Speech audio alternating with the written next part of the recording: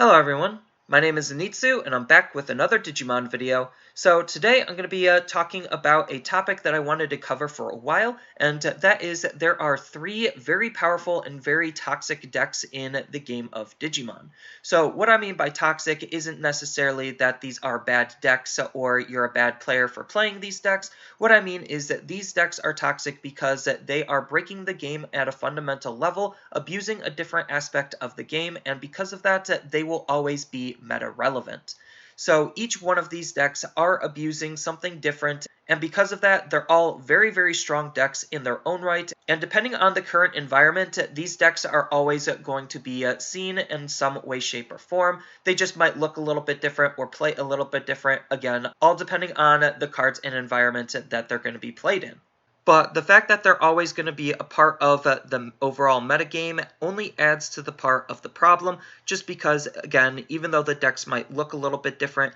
they are abusing a different mechanic or aspect of the game, and that level of abuse is just game warping and game changing, and that isn't necessarily the most healthiest thing for the game overall, especially since all three of these decks create very not fun experiences to play against.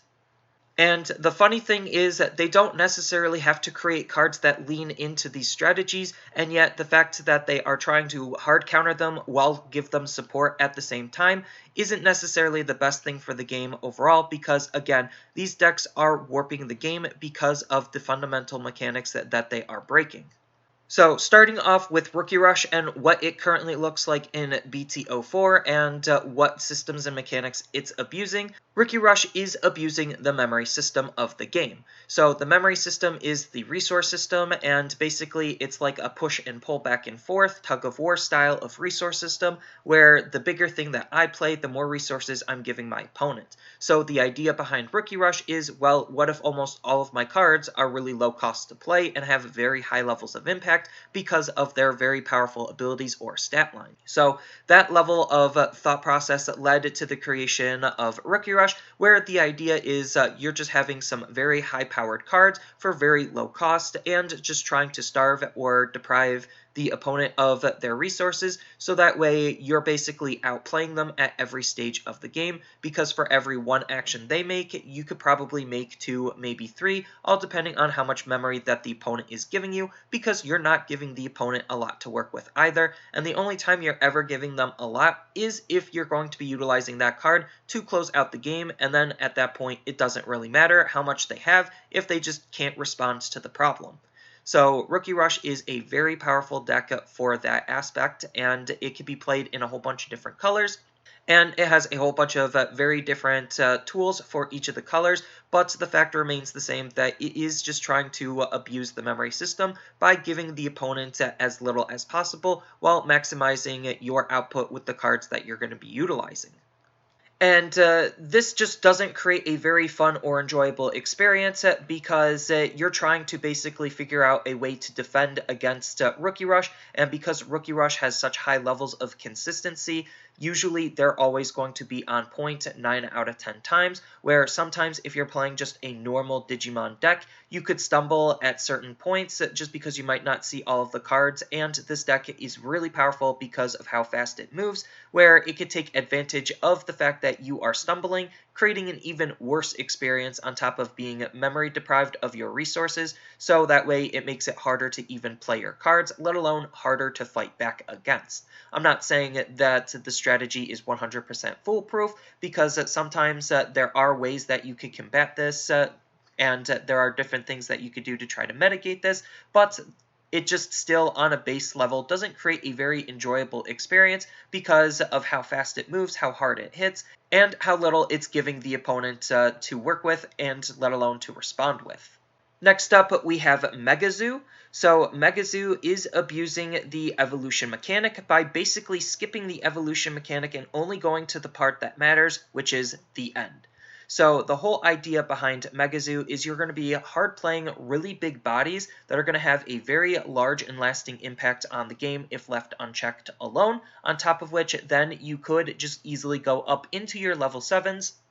whenever you feel like, and utilize all of the level 7s to act as some really powerful cards to just try to help win the game with, because for the most part, the majority of them either can deal lots of damage or are acting as removal in some way, shape, or form. So what the deck is doing is it's just creating a very hard presence to deal with, just because you're not always going to be able to respond to the opponent being able to hard play big bodies, especially in the early game when you don't have that many resources. It could just very easily take games just because you just drop a big boy and then they try to scramble to respond to him, and if they can't, then they just go into their level 7, deal with whatever problem you were just trying to build up into, and then just to continue to apply lots of pressure that way. And then it has a few cards that it likes to utilize on its low end to just add to the consistency and overall pressure. So it's just a really powerful style of deck. Yes, again, depending on the meta, there are ways to mitigate this and deal with constant mega threats landing on the board, because they are giving you a lot of memory, but sometimes that memory doesn't matter depending on the current state of the game and what deck you're playing against. So it's just creating a very feels bad situation, losing to the fact that you can't interact with the opponent's Digimon all the time to try to mitigate their threats while they keep playing big bodies to just easily deal with yours.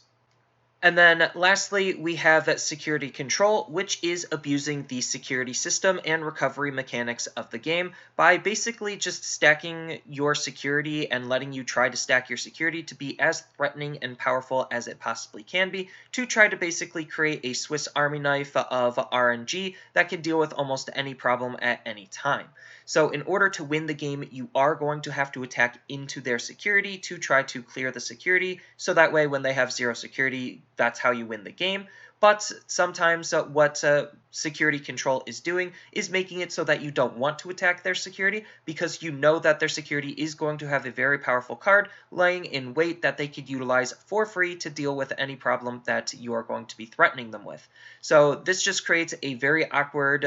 loop where you know you're going to have to attack into them, but you can't, because then their cards are going to control and deal with yours, on top of which they could still just hard play the cards to try to get those powerful control effects off anyway, and they have a lot of recovery, so when you do try to hit their security, they'll just try to heal it up as best as they possibly can to try to mitigate the damage and force you to keep it trying to hit into their big bombs in the security. So it just creates a very awkward feedback loop where you just don't really want to do anything, you don't really want to play anything, because you know it's going to get removed, but you know you're going to have to do it anyway in order to try to attempt to win the game. So it's just a feels bad deck to play against all in all, just because it, again, is fundamentally changing the way you have to approach playing Digimon because of what the deck is doing and how it's doing it. So these are just the examples that I currently laid out based on the current BT04 English format. But the thing that's interesting to me is the fact that they are continuing to support these style of decks, whether it's intentional or unintentional, I'll never know, but regardless, they could be mitigating these decks by not supporting them. Probably the support that they're giving them is meant to be more indirect than direct, but I digress, and the fact that they keep getting new cards and the cards that they keep getting are going to be more and more powerful definitely creates a very problematic state for the game, just because these decks change the way Digimon is played and not for the better.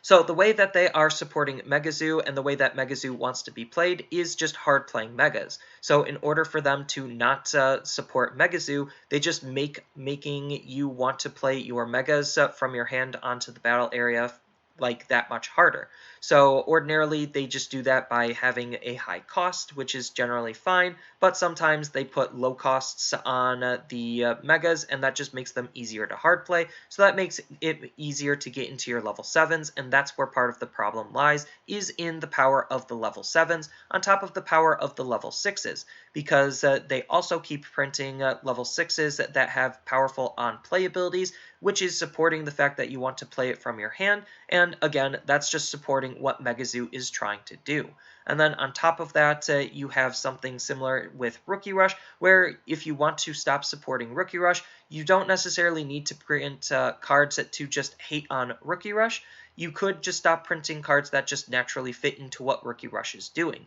So you don't need to print low-costed cards that have such high impact, and you could ease up on that a little bit in order to just, again, not really support what Rookie Rush is doing. So again, the whole idea of Rookie Rush is just trying to have as much of an impact for as little cost as you possibly can. So having high-statted, low-costed cards definitely is something Rookie Rush generally likes, and they could prevent that by not printing those types of cards. And then same thing with Security Control, where the whole idea of Security Control is just trying to abuse the fact that you get to utilize the options abilities in some very powerful ways, and you have some security Digimon that could come out of the security and play themselves for free. So in order to stop supporting Security Control, they have to stop printing so much hard removal, and that's part of the problem with Security Control, and why it's overperforming the way it does sometimes, is because there's just too much removal, and they have access to basically almost all of it. On top of which, because they are playing their cards from their security, 9 out of 10 times it's actually going to be for free, so they need to stop printing the line of text where you get to activate this card's main ability on high-powered removal cards, and they need to have a little bit more risk-reward to them being in the security versus you hard-playing it from your hand. And then on top of that, they could also not support Security Control by not printing security abilities that allow you to play Digimon for free. So that's just another really powerful aspect of Security Control, is sometimes they'll play Digimon or cards that allow you to play your Digimon for free, and that's just what makes it really, really powerful, is because it's something that you don't want happening, and it allows them to advance their board state even faster than they normally would. So in order to stop supporting Security Control, they need to stop printing powerful security abilities. So I kind of like Alphamon's design, and I like Leomon's design,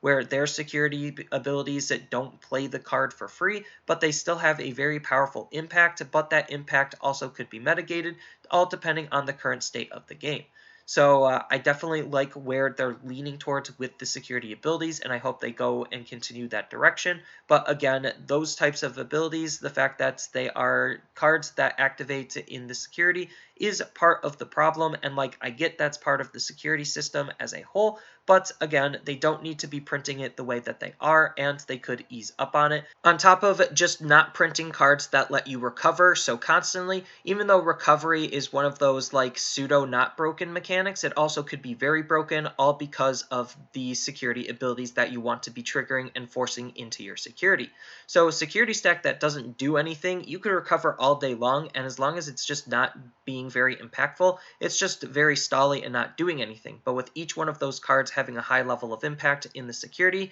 then it starts to create a problem. So they could, again, just not support any of these decks by not printing those types of cards. Same thing with Rookie Rush and Megazoo. Again, they could just not print the cards that indirectly support those decks, and they should be able to look at all of the data that Japan has laid out, because they did a very good job at laying out a lot of data to try to figure out what they should be doing going forward on how to mitigate some of these problems. Because I do think that all of these decks are really powerful, and while they're definitely unique, they're definitely not healthy for the overall state of the game. Because at the end of the day, this is just a game, and a game is meant to be fun to play, and all of these decks are not really fun to be interacting with, so these decks just create that type of problem where you just might not even want to play the game because you have the possibility of playing against one of these decks, and then you're just going to feel really bad because, again, depending on what the deck looks like, what meta it's currently in, and what cards are being used, these decks all can have the very high potential of just making the game not fun to play overall. But outside of these decks, I think the game is quite enjoyable, and as I mentioned before, all they really need to do is just stop supporting these decks indirectly or directly, and these decks could just not necessarily fade into obscurity, but they just won't have as powerful impact on the overall metas that they're in as they currently are. So I have faith that they can do it. So that's all I really have for this video. As always, feel free to tell me your thoughts down in the comments below, and down in the description below are different ways that you could support me in the channel. So one of those ways is I do have a TCG Player affiliate link, so whenever you use that affiliate link to buy cards off of tcgplayer.com, then some of the money will go to supporting me in the channel. And on top of which, I also do stream over on twitch.tv/Zenitsu. So following and subbing is a good way to support me over on that platform as well. And on top of that, I also do make and sell playmats over on Overcard Gamers on Facebook. So whenever you buy one of my designs through them, then some of that money will also help go to supporting me in the channel. And as always, don't forget to like, share, and subscribe for more content, and I'll see you in the next video.